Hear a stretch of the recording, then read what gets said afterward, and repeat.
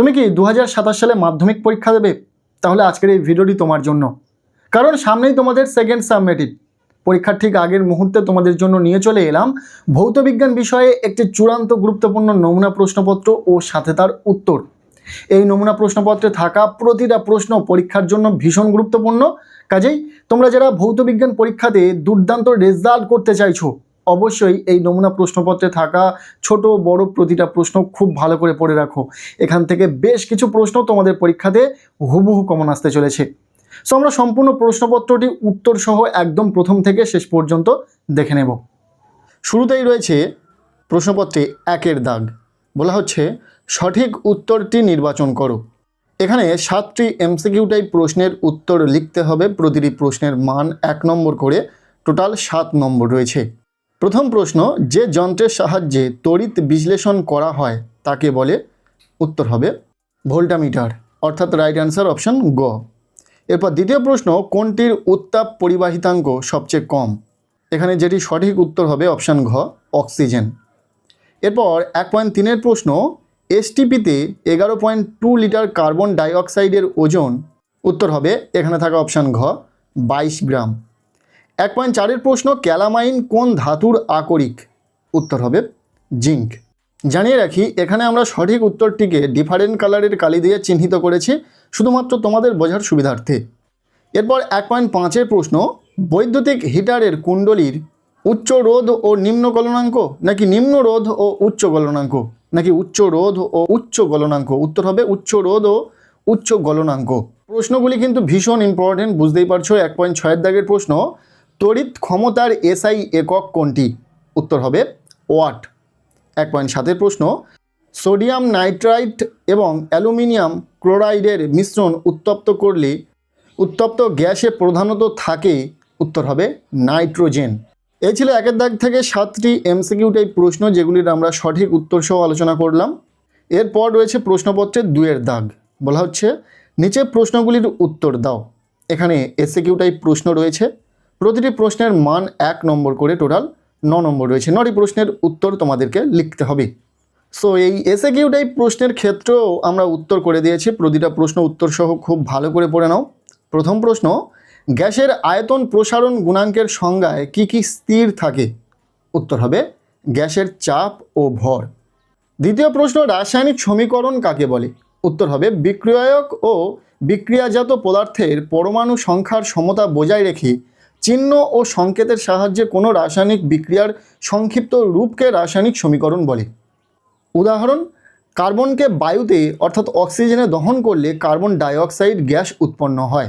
এই সমীকরণটি এখানে রয়েছে। খুব ভালো করে প্রশ্নগুলো আমরা গুছিয়ে উত্তর করার চেষ্টা করেছি, কাজেই খুব ভালো করে কিন্তু উত্তর সহ প্রতিটা প্রশ্ন পড়ে নাও।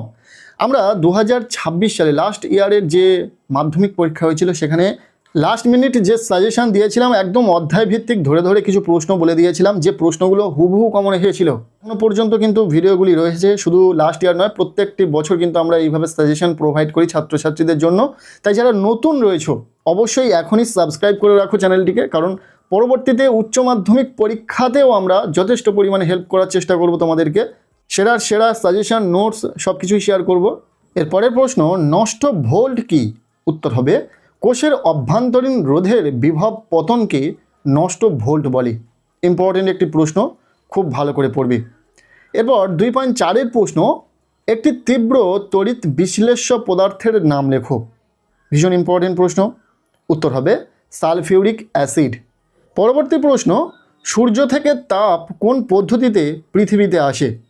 এটা তোমরা প্রত্যেকেই জানো, বিকিরণ পদ্ধতিতে। সূর্য থেকে তাপ পৃথিবীতে বিকিরণ পদ্ধতিতে আসে। এরপর 2.6-এর দাগের প্রশ্ন, লোহার উপর সোনার প্রলেপ দিতে কি ব্যবহৃত হয়? উত্তর হবে সোনার পাত। নেক্সট 2.7-এর দাগের প্রশ্ন, লোহায় মরচে পড়ার জন্য প্রয়োজনীয় উপাদান কি কি? উত্তর হবে লোহায় মরচে পড়ার জন্য প্রয়োজনীয় উপাদানগুলি হলো জল ও অক্সিজেন।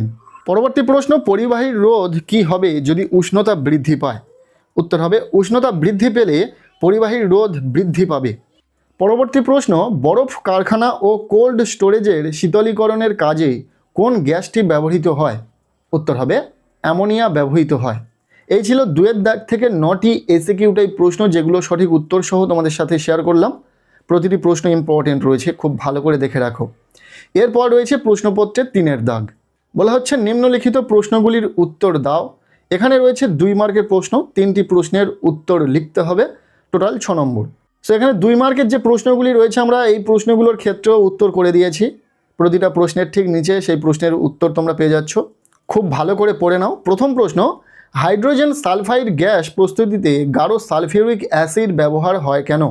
উত্তর হবে সালফিউরিক অ্যাসিড একটি শক্তিশালী জারক অ্যাসিড, তাই এটি হাইড্রোজেন সালফাইড গ্যাসের সাথে বিক্রিয়ায় হাইড্রোজেন সালফাইডকে জারিত করে হলুদ বর্ণের সালফার সৃষ্টি করবে।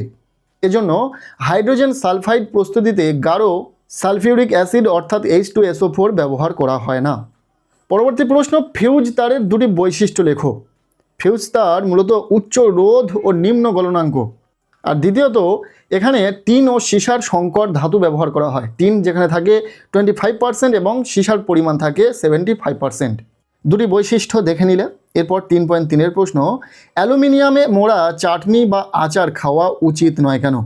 উত্তর হবে আলমিক জৈব পদার্থের সংস্পর্শে অ্যালুমিনিয়াম ধীরে ধীরে বিক্রিয়া করে দ্রাব্য ধাতব যৌগ উৎপন্ন করে। এইসব বিষাক্ত যৌগ খাবারের সঙ্গে পাকস্থলীতে প্রবেশ করলে দেহের ক্ষতি হয়, তাই অ্যালুমিনিয়ামে মোড়া চাটনি, কাটা ফল, আচার খাওয়া উচিত নয়। 2 মার্কের প্রশ্ন শেষ। এরপর আমরা দেখে নেব 3 মার্কের প্রশ্ন, অর্থাৎ ভৌতবিজ্ঞানের ক্ষেত্রে সবচেয়ে বড় প্রশ্ন। ভৌতবিজ্ঞানে বড় প্রশ্ন বলতে 3 মার্কের প্রশ্ন, আবার 3 মার্কের কোনো একটা প্রশ্ন থাকে না, কাটা কাটা প্রশ্ন থাকে, 2 + 1 = 3 এইরকম। এখানে 4-এর দাগে বলা হচ্ছে নিচের প্রশ্নগুলির উত্তর দাও। এখানে 3 মার্কের প্রশ্ন রয়েছে, 6টি প্রশ্নের উত্তর লিখতে হবে, টোটাল 18 নম্বর। যে প্রশ্নগুলি এখানে রয়েছে আমরা উত্তর করে দিইনি, তবে তোমরা যে কোনো রেফারেন্স বইতে এই প্রশ্নগুলোর উত্তর পেয়ে যাবে। চলো দেখে নাও প্রশ্নগুলো। প্রথম প্রশ্ন, 2টি বিন্দুর বিভব পার্থক্য 1 ভোল্ট বলতে কি বোঝায়? ইম্পর্টেন্ট প্রশ্ন, খুব ভালো করে পড়বে। এরপর দ্বিতীয় প্রশ্ন, কত গ্রাম ফেরাস সালফাইডের সাথে অতিরিক্ত পরিমাণে লঘু সালফিউরিক অ্যাসিডের বিক্রিয়া ঘটালে 17 গ্রাম সালফিউরেটেড হাইড্রোজেন তৈরি করা যাবে? যেখানে মানগুলো দেওয়া রয়েছে, এফির মান রয়েছে 56, এসের মান রয়েছে 32 এবং এইচের মান রয়েছে 1। আচ্ছা, এরপর রয়েছে 4.3-এর দাগ, CFL এর তুলনায় LED ব্যবহারের 2টি সুবিধা উল্লেখ করো। এখন আর CFLটা একদম দেখাই যায় না, তোমরা তাই জানো না যে হয়তো CFL বলতে কোন বাল্বের কথা বলা হয়েছে। 5-10 বছর আগে প্রতিটা বাড়িতে কিন্তু এই CFL বাল্ব ছিল। এর পরের প্রশ্ন, তরলের প্রকৃত প্রসারণ গুণাঙ্ক, আপাত প্রসারণ গুণাঙ্কের সংজ্ঞা দাও। এদের মধ্যে সম্পর্কটি লেখো। ইম্পর্টেন্ট রয়েছে, খুব ভালো করে পড়বে। নেক্সট 4.5-এর দাগের প্রশ্ন, তড়িৎ লেপনের উদ্দেশ্য কি? ভীষণ সাজেস্টিভ প্রশ্ন। এরপর 3 মার্কের জন্য যে শেষ প্রশ্নটি রয়েছে, কিপ যন্ত্রে প্রস্তুত করা যায় এমন একটি গ্যাসের নাম করো। গ্যাসটি প্রস্তুতির বিক্রিয়ার সমিত ও রাসায়নিক সমীকরণ লেখো।